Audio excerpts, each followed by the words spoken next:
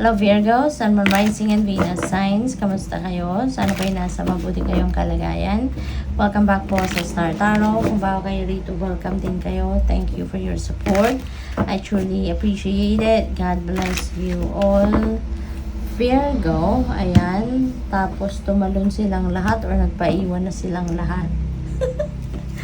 So tingnan natin ang mga kaganapan dito. Ayan, magaganda. Wow, nice. So Virgo, paunang mensahe po ninyo, 10 of Cups. Ayan. So, this is domestic happiness, domestic bliss, no? So, masayang pamilya, masaya kayo, pati na ang inyong pamilya masaya. Kasi may contentment na dito no? May contentment. Maaaring lahat ng gusto ninyo, nakuha nyo na. Kaya masaya na ang bawat isa. Nagkakaintindihan ang bawat isa, 'di ba? May harmony, no? Harmonious relationship ang ini-enjoy ninyo rito. Kung anong mga wants ninyo, mga needs ninyo, maaaring nandiyan na rin, napoprovide nyo na din, ini-enjoy nyo na din, no? We have High Priestess. Ayan, so pakinggan ninyo ang iyong intuition at all times, Virgo, kasi lagi kayong ginagabayan ng Divine Universe. Binibigyan kayo ng Divine Guidance, pinapalinaw ang inyong isipan, at ginagabayan kayo towards the right path. Kaya lagi kayong makikinig, okay? We have 4 of Swords. Kailangan ninyo ng pahinga, no? Sobra kasi kayong workaholic, sobra kayong masipag, dedicated sa inyong trabaho. Kung meron kayong ginagawa nyo to perfection. Kaya siguro nai-stress din talaga yung katawan ninyo at isipan ninyo kasi nga sa pag-e-effort ninyo, no? Na sobra-sobra sa kung ano man ang inyong pinagkakaabalahan. So, pahinga kayo, okay? Kailangan ninyo na magpahinga. Kailangan ninyo na magnilay-nilay, no? Mag-retreat, mag-reflection, introspection, contemplation, okay? Para nang sa gayon, maging malinaw din ang inyong isipan, alright? New beginning, pagdating sa pera, which is really good. So, magkakaroon kayo rito ng pagsisimula ng bagong chapter, no, sa buhay ninyo pagdating sa pangkaperahang aspeto. You're going to start a new, a new chapter sa buhay ninyo financially. Meron ditong siguro bagong trabaho, bagong money path, bagong pagkakakitaan, no? May bagong source of income kayo rito, bagong source of money kayo rito na dadating. And pwede rin na mayroong mga financial blessings na dadating dito, no? Baka merong panalo, baka mananalo na kayo sa loto or other game of chance, or baka kayo ay merong mana, no, na makukuha sa ngayon, or baka merong magre-regalo na pera. Pwede rin ganun din.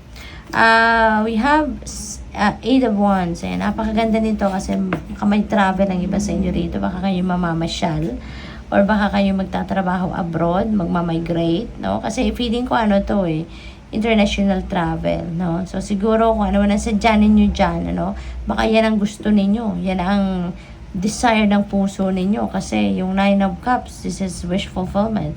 So baka yung travel na to, kung ano man ang purpose ninyo dyan, yan ang ninyo, yan ang minimithi ninyo sa buhay, no? Maybe that is your wish coming true.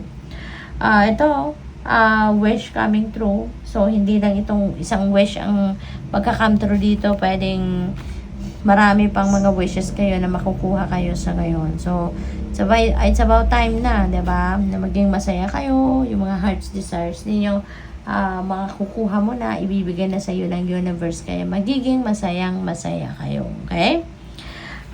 Marami pa pala. So we have 7 of Swords. Yan. Ingat kayo, Virgo. This is a warning para sa iyo na meron mga tao sa paligid ninyo na mga sinungaling, scammers, mambubudol, no?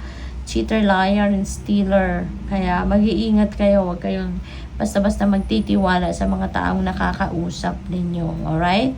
Kasi you never know kung mapagkakatiwalaan yan o hindi. Alright? So, what else? We have Ace of Swords. A new beginning din ito. No? New beginning din si Ace. Dalawa na pala sila. Dalawa na ang Ace. So, you know what, Virgo? Napakaganda, ng period na to sa buhay ninyo. Kasi kapag meron dalawang aces na lumabas sa reading, ibig sabihin na there are amazing things coming your way. Merong magagandang pangyayari, sitwasyon na dadating sa buhay ninyo.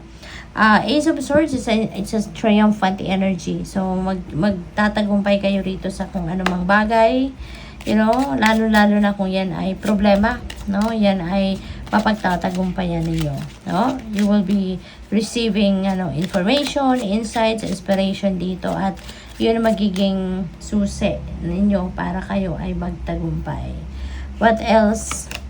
We have main female, yan, baka kayo ito or baka someone na baka isang babae, no, magpe-play ng significant role sa buhay ninyo at this time.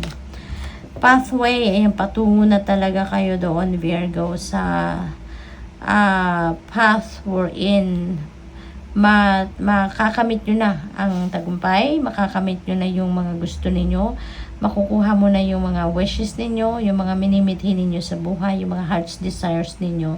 Kasi dati, kung ano man itong makukuha ninyo dito, no? Kung ano man naghihintay sa inyo dito, ano lang yan, mga pinafantasize nyo lang, pinapangarap mo lang, diba? Nagdi-daydreaming ka lang about it. Pero ngayon, papunta na kayo doon sa pagkamit ng mga ito. Kasi magte-take action na kayo. You are going to take action towards that na hindi na lang ito nasa isip ninyo, hindi na lang ito pangarap ninyo, kundi isa sa katuparan nyo na to at magte-take action na kayo towards that. Ngayon, gagawa na kayo ng paraan. No? You're going to make things happen na for yourself. As in, magtsatsaga na kayo, magsisikap na kayo para marating ninyo kung ano man yung mga desires ninyo dati na yan ay nasa isip nyo lang, minimithi nyo lang, sinasabi nyo lang sa sarili ninyo na gusto ko nito, gusto kong magkaroon ng ganito, ng ganyan. Ngayon, papunta na kayo doon.